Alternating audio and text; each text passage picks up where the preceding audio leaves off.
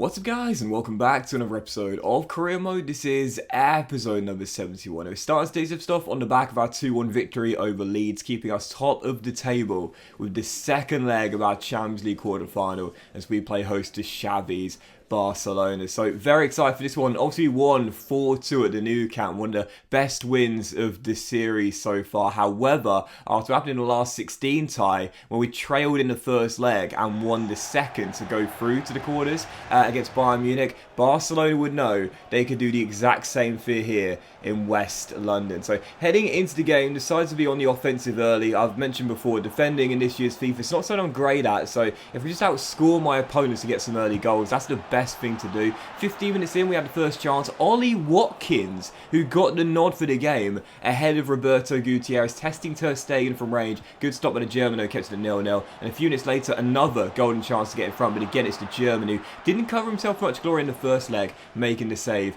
at the near post. Barca needed at least 2 goals on the night and had a golden chance 21 minutes in. Gabriel Jesus finds Dembele, chips it through to Bernardo Silva, but it's Balo at the near post who makes the save. So both goalkeepers called into action early in what was a frenetic start to this second leg at the quarter-final. But 35 minutes into the game as Silva is rolled through here, Santos makes the interception, and then, oh my goodness gracious me. Yep, do not adjust your set. Barcelona get back in the tie through Dembele, but what was Balo doing? I don't understand goalkeepers in this year's FIFA. I was dribbling out so I could hoof it to Ndidi, and he just ran away from the ball. I was in complete control with Balo, dribbling as normal as any ordinary football player would do, you know, with the ball at their feet in front of them, and then he just leaves the ball.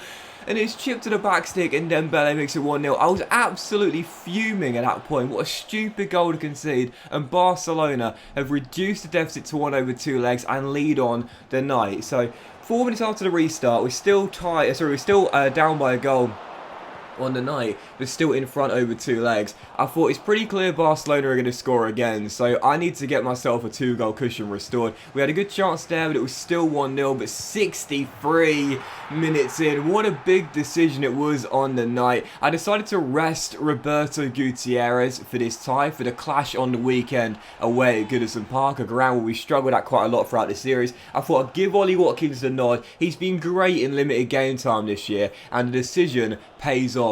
Watkins fires in a leveller, and it's Brentford 1, Barcelona 1, and our 2-goal cushion restored over 2 legs. And for Justin Balo's sake as well, with 12 minutes to go, I think he knew he'd made the error, and I was not going to take the blame for it myself. I was fuming about it, because he made one great save on Gabriel Jesus, and then another on Mazraoui with 6 minutes to go. 2 brilliant stops from Balo to combine with the one he had in the first half, as we were still tied at 1-1. And in stoppage time at this point, just desperately trying to see out the draw. That would see us through to the semi-final. Barca would get back in the game. Mazraoui turning in a rebound with just 17 seconds of stoppage time to play. I mean, he had a little bit of a mare trying to pick up the ball, but even so, it wasn't going to matter. Directly from kickoff, Ivan Toney passes it back, and the referee blows for full time. It is over. We lose the battle but win the war, and Brentford are heading in to the Champions League semi-final. Absolutely brilliant tie though. You know, the first leg, a 6-goal thriller. Just a brilliant game at the Nou Camp. This one here was so action-packed. It was so open, this game. It was end-to-end. Both goalkeepers made some great saves. There was a howler. There was a clinical finish. It was just a really, really great game. But we're through. We're into the semis. We'll either face Liverpool, Milan, or the holders, Borussia Dortmund, in the final 4 of the Champions League as Brentford's Cinderella story continues in their debut year in Europe's elite competition. So, as I got done with my post-match interview, I'd find out who we've got in the Champions League semi-final. And it was ruined for me, but I won't ruin it for you. Brentford have got in the final 4 of the Champions League.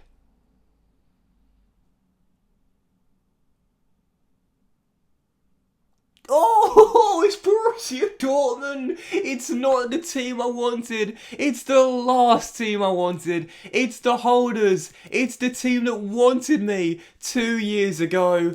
And we've got them in the semis, the champions, and talk about difficult games to be sandwiched in between as well. Such a fixture-congested run to end the season off as they're second in the Bundesliga right now, 11 points behind Leipzig, who are surely going to win the title there in Germany. But it's the holders, Borussia Dortmund. You'll see the first leg in the very next episode, and it's the biggest episode of the series as well, as we battle for the treble. A massive game in the Premier League against Liverpool, potential title decided the first leg against Dortmund in the semi, and what's the other one? Oh yeah, FA Cup semi-final against Spurs, the hurdle we simply haven't got over since the series began. Oh my goodness, Borussia Dortmund in the semis, the champions. You'll see their team, it's incredible. Haaland is still there, and I'll show you his stats in the next episode. It's ludicrous, but even so, Dortmund in the semis, and I'm just starting to wonder, we came through Bayern Munich, we came through Barcelona, but can we really get through Borussia Dortmund? The champions, the holders, probably the favourites. I guess we'll have to wait and see. Still, second game of today's episode. What a decision it was to play Watkins in midweek and rest Roberto for the weekend. Everton away, Rafa Benitez's toffees at Goodison Park. We have struggled at this ground more than any other outside of the Big Six since the save began. We just cannot seem to end our hoodoo here and pick up a win. I don't think we've won here since the series began. But starting the game off, what a brilliant double salvo in 7 minutes for Roberto Gutierrez, the goal machine, still chasing Ivan Toney in the race for the Golden Boot, but mainly still trying to keep us top of the table and clear of Liverpool. So 2 goals in quick succession for Roberto Gutierrez, but 40 minutes in, the Toffees with half deficit and get back in the game. Angel Correa finds a pocket of space and drills it bottom corner past Justin Bailo and makes it 2-1 as Everton get back in the game. So 2-1, and 2 minutes later it was a really action-packed first half here against Everton. Another golden chance for us to get our third goal. Tony finds James Justin down the left-hand side. Brilliant save though, and turned away as the Toffees keep themselves only down by 1 heading into the break. So great first half once again, just like the Barcelona game, very open, very even, both teams going at it. And in the second half, right before the hour mark here, as Gil holds off from Buemo, he finds a towel on the edge, and goodness gracious me, what is it about Goodison Park? I just can't win here. I've surrendered leads in so many games at this very ground and failed to hold on to the point. And I thought I'd done it again. I think it was 2 years ago. We were leading by 2 here and we drew the game 2-2. It's deja vu. A towel with the ball roll, and the finish is perfect right into the top corner, and nothing that Bailo can do about that. And the Toffees battle back from 2 goals down to draw level at Goodison. I cannot stand coming in, man. Seriously. 69 minutes in, desperately looking for a goal to get back in front. Ivan Toney firing wide as it was still 2-2. And we're just under a quarter of an hour to play. One of our final chances falling here. Ryan Liambe plays a 1-2 of Roberto down the right hand side, gets in behind the former Claret corner, keeps on going, rolls it across, and it's left to Toney at the back stick, who turns it in to restore our lead. An absolute thriller at Goodison, just like against Barca. And Ivan Toney, how often has this guy spared my blushes? From 2-0 down to make it 2-2, keeps his composure, turns in at the far post, and Brentford restore the lead. With 2 minutes to go of normal time, Everton playing a high press, desperately looking for the leveller in what will be a thriller here at Goodison. We came on the break, and I love to see this as well. He might be chasing the man he's just assisted, but he's given him the brace as Ivan Toney wraps it up with a guy that gets the assist, Roberto Gutierrez. Could have had a hat-trick to wrap the game up. What does he do? Slides across to Toney so he can get goal number 30. Whoever wins the Golden Boot, the other one will be just as pleased. Gutierrez to Toney, a brace for the pair, and Brentford win it 4-2 at Goodison.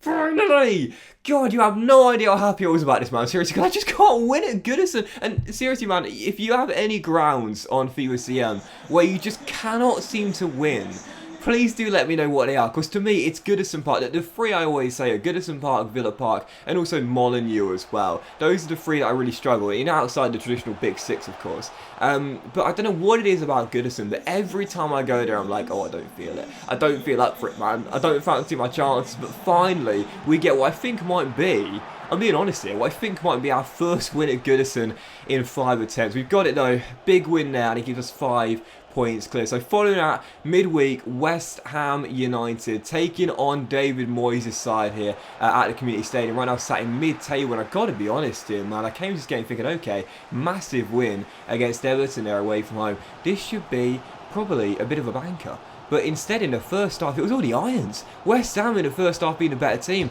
And had it not been for Balo, we would have been behind. 9 minutes after the restart, we hit the crossbar, so we were still deadlocked at 0-0. And it seemed like that was how the game was going to finish. With 2 minutes to go, we had one late chance. And Ndidi finds Niambe, a great through ball, releases Jesse Lingard. Oh! Who scores an absolutely audacious chip against the side he rejuvenated his career with.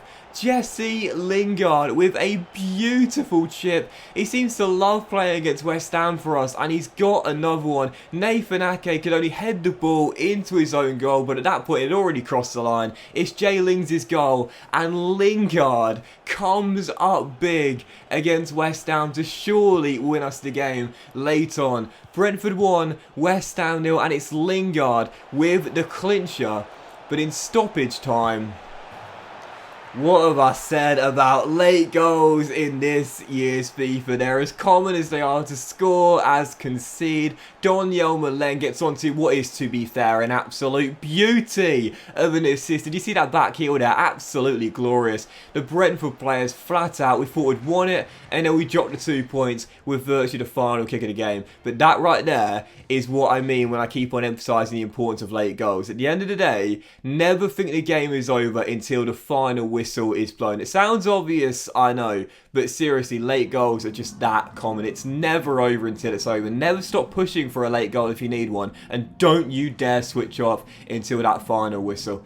Brentford 1, West Ham 1, and after Liverpool slipped up themselves, what a chance we had to extend the gap to 7 points with 5 games to go. Instead, we failed to capitalise, and the gap remains at 5 with 5 games to go. What's our next opponent? Liverpool away at Anfield. But before then, what have we got? Spurs in the FA Cup semi-final, and the first leg against Borussia Dortmund. Next episode's treble header, as we chase the treble, is the bigs of the series. Don't miss it. It is the biggest episode of the series, and I will see you for it very soon. Much love, guys. Have a fantastic day, and don't miss the next episode. Whatever you do, it's the biggest of the lot. I'll see you for it very soon.